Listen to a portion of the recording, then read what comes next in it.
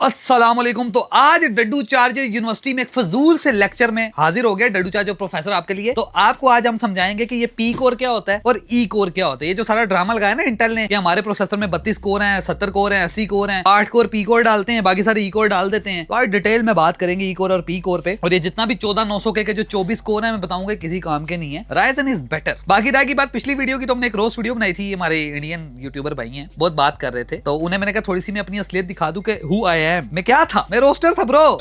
मैंने कोई गाली नहीं दी थी। गाली क्या होती है? एक गाली मतलब कि मैं अब दे नहीं सकता ना, माँ बहन की गाली। मैंने उन्हें कहा था कि जो किसी की बहन की अगर शादी है और वो गरीब है तो मैं उसको जहेज दे दूंगा। हेल्प करने की बात की थी, गाली नहीं दी थी भाई। मैंने उसको गाली नहीं कहते। और जो बीप लगाई हुई थी उसके दरमियान भी कोई गाली शाली नहीं थी इतनी खास। हमने सब कुछ काट दिया था। गाली शाली हम नहीं देते भाई। अच्छे लोग।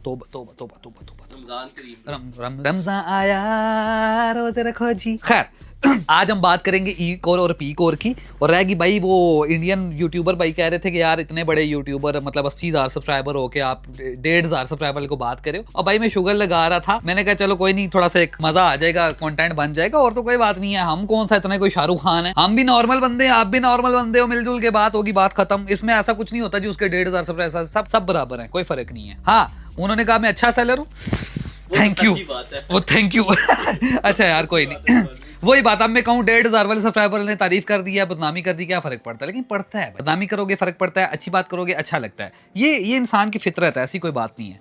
बाकी मुद्दे पे आते हैं। i9 versus Ryzen 99। अच्छा ये X3D उठाया हुआ मैंने, बट हम कंपैरिजन कर रहे हैं 9950X वर्सेस i9 14900K। आज का कंपैरिजन आपको मजा आ जाएगा। मैं कह रहा हूं, आप कहोगे डड्डू भाई आप ही किंग हो, आप ऐसा समझाते हो कि यूं घोल के ना अंदर ढाल देते हो, पिला देते हो। चले भाई साहब आप शुरू करते हैं।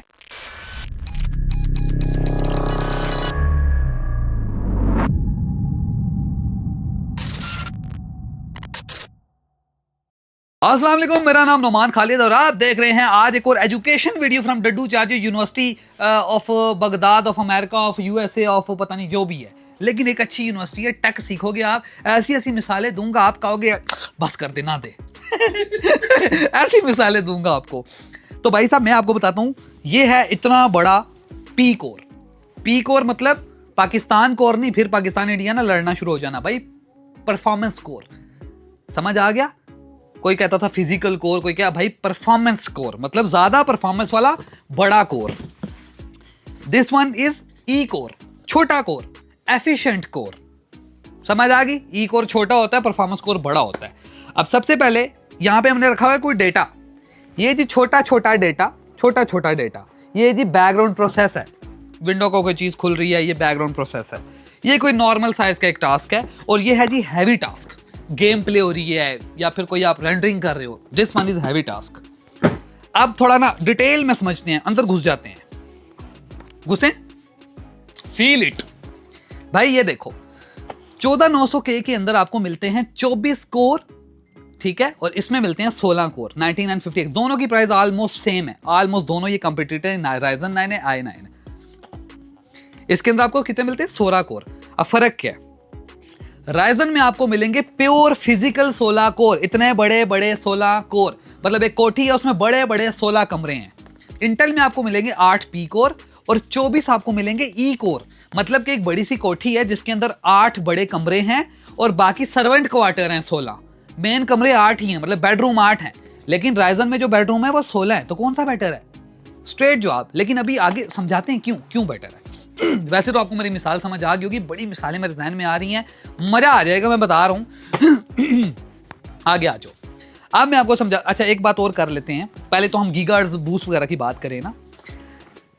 Ryzen के अंदर लोग कहते हैं जी हीट अप इशू। भाई Ryzen में अब हीट अप इशू नहीं है। हीट अप इशू क्या होता है? हीट होना इशू नहीं है, लेकिन हीट का कंट्रोल ना हो पाना इशू है। जैसे कि इन दोनों में अगर बात करें तो जो Ryzen है 9950X, पहली बात है यार न्यूअर आर्किटेक्चर Ryzen है। ये 4 नैनोमीटर पे बनता है, ये 10 नैनोमीटर पे बनता है। भाई जमीन आसमान का फर्क है। 10 नैनोमीटर वर्सेस 4 नैनोमीटर टेक्नोलॉजी का बहुत फर्क है। यही वजह होती हैं हीट अप और इस तरह के जो अजीब से इश्यूज बनते हैं। Ryzen के अंदर जो आर्किटेक्चर है वो Zen 5 बिल्कुल लेटेस्ट आर्किटेक्चर है, तो उसकी कंपैटिबिलिटीज बहुत ज्यादा अच्छी होती हैं। अब मैं आपको बताता हूँ परफॉर्मेंस क्या। अच्छा हीट अप इशू क्यों आता है? ये लेता है Ryzen जो है ना 170 वॉट लेता है कंप्लीट फुल परफॉर्मेंस पे। अगर बहुत ओवरक्लॉक करोगे मे भी ज्यादा ले ले। i9 जो है ये अभी अपडेट के बाद 253 वॉट ले रहा है, जो इन्होंने ब्लॉक किया है, क्योंकि पहले ये 280-300 वॉट पे चला जाता था और फारिग हो जाता था प्रोसेसर, हीट अप इशू आता था, इसका 100 से नीचे टेम्परेचर ही नहीं आता था, मतलब हीट कंट्रोल नहीं हो रही थी। तो इन्होंने अपडेट में वॉटेज को ब्लॉक कर दी और ये अब 253 वॉट पे चलता है। ये आगे मेन बात के वॉटेज के अंदर भी राइजन बेहतर है, मतलब जितने कम वाट लेगा उतना कम गर्म होगा, उतनी अच्छी परफॉर्मेंस देगा ना, सिंपल सी बात है। अब अगले स्टेप पे चलते हैं, E core and P core. P cores तो मैंने आपको बता दी, उसमें 16 उसमें 24 हैं, और हाँ इसमें 24 कोर और 32 थ्रेड्स हैं, इसमें 16 कोर और 32 थ्रेड्स हैं। इसके ई कोर के अंदर एक ही थ्रेड होता है भाई, मल्टी थ्रेडिंग भी नहीं है ना, तो वो कोर किसी काम का नहीं है, वो छोटे मोटे टास्क हैंडल करेगा, कोई मेन काम नहीं करता। अब मैं आपको बताता हूं, जो पी कोर है ना इंटेल का 14900K का जो पी कोर है, परफॉर्मेंस कोर वो 8 है, बाकी 16 ई कोर है। इस 8 कोर की जो बेस क्लॉक है वो है 3.2 गीगाहर्ट्ज और इसकी जो बूस्ट क्लॉक है वो है 6 गीगाहर्ट्ज। इसके 8 कोर की बूस्ट क्लॉक थोड़ी सी राइजन से ज्यादा है, राइजन की 5.7 है, तो इसके लिए कुछ गेम्स के अंदर ये सिंगल कोर परफॉर्मेंस में थोड़ा सा आगे चला जाता है, कोई 1-2% ज्यादा नहीं। बात जब मल्टी कोर परफॉर्मेंस की आती है ना, मल्टी थ्रेडिंग की, तो उसमें फिर राइजन ही बेहतर है। अब राइजन के पी कोर की बात करें तो उसका जो बेस है वो 4.4 गीगाहर्ट्ज है, अच्छी खासी ज्यादा है भाई, 800 मेगाहर्ट्ज ज्यादा है। और जो परफॉर्मेंस कोर की बूस्ट क्लॉक है वो 5.7 है, वो थोड़ी सी कम है, लेकिन 5.7 गीगाहर्ट्ज के 16 कोर हैं, इसके 6 गीगाहर्ट्ज के 8 हैं। बाकी ई कोर की बात करते हैं, इंटेल के जो ई कोर हैं वो 2.5 गीगाहर्ट्ज के परफॉर्मेंस है, बेस क्लॉक है, और 4.4 गीगाहर्ट्ज की मेन है। अब इसके जितनी मर्जी आप जोर लगा लो, आगे से खींचो, पीछे से खींचो, अंदर डालो, बाहर निकालो, भाई ई कोर पी कोर के परफॉर्मेंस के इक्वल नहीं हो सकता। वो तो कोर टू ड्यू, वो बल्कि कोर टू ड्यू नहीं, इंटेल 11400F 12400F की इक्वल उसकी परफॉर्मेंस है ई कोर की, और ये i9 का अपना जो मेन कोर है वो 8 है। ठीक हो गया, तो 24 कोर का कोई फायदा नहीं है भाई। हाँ, कुछ स्पेसिफिक सॉफ्टवेयर्स में जहां पे फॉर एग्जांपल हमने किसी शादी पे जाना है, वो घर है छोटी गलियों में, और हमारे पास इंटेल का प्रोसेसर, मतलब के 8 सिविक गाड़ी हैं, 16 हमारे पास जो हैं 70 बाइक्स हैं। छोटा बाइक जो होता है 70 बाइक कह दो, कुछ भी कह दो, 125 कह दो, वो ये ई कोर है। तो छोटी गलियों में तो इंटेल आगे निकल जाएगा, मतलब मैं समझा रहा हूं, कुछ ऐसा स्पेसिफिक टास्क उसमें इंटेल आगे चला जाएगा, लेकिन वो 100 में से 10% है। लेकिन अगर मेन किसी भी जगह जाना है पूरे पाकिस्तान में, तो वो आपकी ना 16 बड़ी गाड़ियां कर लो राइजन के कोर्स को आप फॉर एग्जाम्पल, तो वो पहले जाएगा ना। 16 बड़ी गाड़ियां बेहतर हैं बनिस्बत इसके कि आप 8 बड़ी गाड़ियां यूज करें और 7 बाकी छोटे बाइक्स यूज करें। तो ये मैं मिसालें इसलिए दे रहा हूं ताकि आपको समझ आए, एग्जांपल्स ऐसी दो कि अगला बंदा कहे ओ भाई साहब चुप, बिल्कुल चुप। खैर आगे आओ, अभी मैंने आपको समझा दिया कि ई कोर पी कोर का फर्क क्या होता है। इसके जो प्योर फिजिकल कोर्स हैं वो परफॉर्मेंस ज्यादा देते हैं, वो कोर बड़े होते हैं। अब इधर आओ जरा, अब फॉर एग्जांपल ये डाटा है, अब डाटा प्रोसेस की बात करते हैं।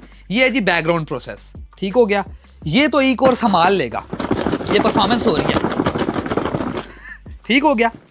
कोई और छोटे मोटे टास्क दे दिए, वो भी ई कोर संभाल लेगा। तो जब कोई ऐसा काम हो रहा हो 7-8 पी कोर यूज करने हो आपने, तो फिर पी कोर 7 यूज करके परफॉर्मेंस इंटेल अच्छी दे देगा आपको, ठीक हो गया। अब बात करते हैं बड़े टास्क की, राइजन की। ये है जी बड़ा टास्क, इतना बड़ा टास्क ई कोर में तो ये डाल ही नहीं रहा, कैसे डालूं बताओ। ई कोर में पहले तो पिछला डाटा निकालना पड़ेगा क्योंकि इतना छोटा है ये, अब ये इसमें डाल ही नहीं रहा। ई कोर के अंदर डाटा ही नहीं डाल रहा, हैवी डाटा नहीं, क्या करूं, डालूं, फाड़ दूं इसको अंदर से, तुम नीचे से फट जाएगा, ज्यादती हो जाएगी। लेकिन अगर पी कोर में मैं इसको डालूंगा तो ये इजीली डल जाएगा। क्यों? ई कोर बड़ा है, बड़े डाटा को संभाल सकता है, हैवी डाटा को संभाल सकता है। ये चेक करो, इसमें ये 6 आ जाएंगे। मैं सिर्फ आपको मिसाल देना चाह रहा हूं कि पी कोर बहुत ज्यादा पावरफुल होता है ई कोर से, तो 16 पी कोर का होना 24 ई कोर पी कोर से बेहतर है भाई। क्यों समझ नहीं आती, क्यों इंटेल की बातों में आ रहे हो? ये इंटेल ने फुद्दू लगाया हुआ है आपको, ई कोर डाल दिए, 25 कोर है जी, 100 कोर है जी, 200 कोर है जी, किसी काम के नहीं है। ये वही बात होगी, फिर मैं एक कोठी लेता हूँ, उसमें 100 कमरे हैं, बंदा एक भी एक कमरे में पूरा नहीं आता, तो क्या अचार डालना है, लेटरीनें बनानी है। और एक कोठी लेता हूँ, उसमें 16 कमरे हैं, लेकिन बड़े कमरे हैं, 5-5, 6-6 बंदे अंदर आ सकते हैं, वो ज्यादा बेहतर है ना भाई। क्या बात करते हो? तो ये बात होगी ई कोर और पी कोर के परफॉर्मेंस की। अब बात करते हैं gaming plus multi core performance की कि कौन सा बेहतर होगा। भाई देखो, इसकी ना 6 गीगाहर्ट्ज बेस बूस्ट क्लॉक है ना, तो कुछ गेम्स के अंदर ना ये परफॉर्मेंस दे जाएगा, हर गेम में नहीं, कुछ गेम्स में, मतलब 10-20% गेम्स में ये बेहतर होगा। ये उससे बेहतर ना भी हुआ तो उसके करीब करीब होगा, राइजन की बात कर रहा हूं, ठीक है, लेकिन इंटेल बेहतर होगा। लेकिन अगर मल्टी कोर की बात आए, मल्टीटास्किंग की बात आए, तो भाई राइजन ही बेहतर है। रेंडरिंग करें, एडिटिंग करें, गेमिंग करें, राइजन 14900K से बेटर है। ये बात आ गई आपकी multi core plus single core performance की। एक और मेन बात, फ्यूचर प्रूफिंग।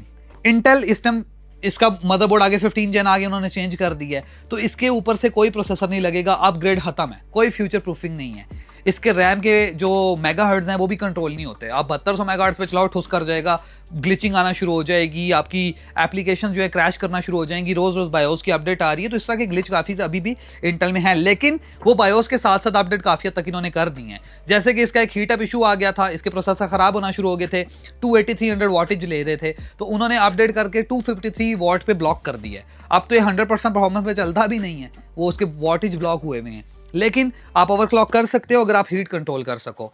और जहां तक बात है इस प्रोसेसर की, तो इसमें ऐसा कोई मसला नहीं है। इसका 2028 2029 तक में भी यही प्रोसेसर सारे उसी मदरबोर्ड में लग जाएंगे। आगे आने वाले प्रोसेसर भी उन्हीं मदरबोर्ड में लगेंगे, मतलब कि X870 अगर आप बाय कर लो तो अगले 3-4-5 साल सिक्योर हो जाते हैं। आप मिनिमम 3 साल तो सिक्योर हैं। इंटेल में तो 1 साल भी सिक्योर नहीं छोड़ते, हर दूसरी जनरेशन के बाद वो बोर्ड चेंज कर देते हैं। तो ये बहुत सारी बातें हैं जिसके अंदर आप इंटेल को कभी भी रिकमेंड नहीं करते। और जिन लोगों को लगता है कि मेरे पास राइजन है और मैं राइजन ही, भाई मेरे पास इंटेल भी है। जितने प्रोसेसर राइजन के हैं उतने इंटेल के भी हैं। और अब हमने इंटेल क्यों रखा है? अगर इतना ही बुरा हूं तो मार दो, फेंक दो, है ना, यही कहते हैं, इतना बुरा हूं तो मार दो। भाई जो पाकिस्तान में सरकारी इदारे हैं ना, वहां पे बैठे ना सारे अनपढ़, उनको नहीं पता कि भाई इंटेल नहीं यूज करना। सदियों से एक पड़ी चढ़ी आ रही है वो इंटेल। अब उनका जब इंटेल अप्रूव हो जाता है तो वहां पे इंटेल ही जाता है। उसके अलावा बहुत सारी कंपनीज के कुछ ऐसे सॉफ्टवेयर्स हैं जो इंटेल कंपैटिबल हैं, जिस सॉफ्टवेयर का एग्रीमेंट होता है इंटेल के साथ, वो इंटेल के हिसाब से अपना सॉफ्टवेयर बनाते हैं। तो वहां पे राइजन नहीं चलता, वहां इंटेल जरूरी है। तो ये उन लोगों के लिए। लेकिन एक रैंडम बंदा आ रहा है, न्यू बिल्ड बना रहा है या अपनी बिल्ड अपग्रेड कर रहा है, या वो गेमर है, मल्टीपर्पज के लिए यूज करता है, उसको मैं कभी भी इंटेल रिकमेंड नहीं करता। अब बात करते हैं इंटेल किसको रिकमेंडेड है, ये तो मैंने बता दिया। लेकिन गेमर को अगर इंटेल लेना चाहिए तो कौन सा ले? अगर तो यार आप बेसिक बिल्ड बना रहे हो ना i5 12 जनरेशन वगैरह की, तो फिर तो ठीक है, क्योंकि वो DDR4-5 दोनों सपोर्ट करता है, तो उतने पैसों में वो समझ भी आता है। क्योंकि 12400F 40,000 का है, 5600X भी 40,000 रुपए का है। दोनों की परफॉर्मेंस में 12400F थोड़ा सा बेहतर परफॉर्म करता है गेमिंग में।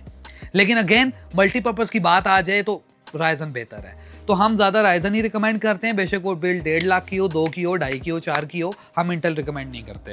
लेकिन अगर आपने इंटेल लेना है क्योंकि आपने कजन ने बोल दिया था, आपके चाचू ने बोल दिया था, आपके मामू ने बोल दिया था, आपको खुद कुछ भी नहीं पता, आप जायल हैं, तो फिर ठीक है भाई, इंटेल ले लो। मेरे पास अवेलेबल आपको इंटेल मिल जाएगा। अब मैं दिखा दूं है भी कि नहीं।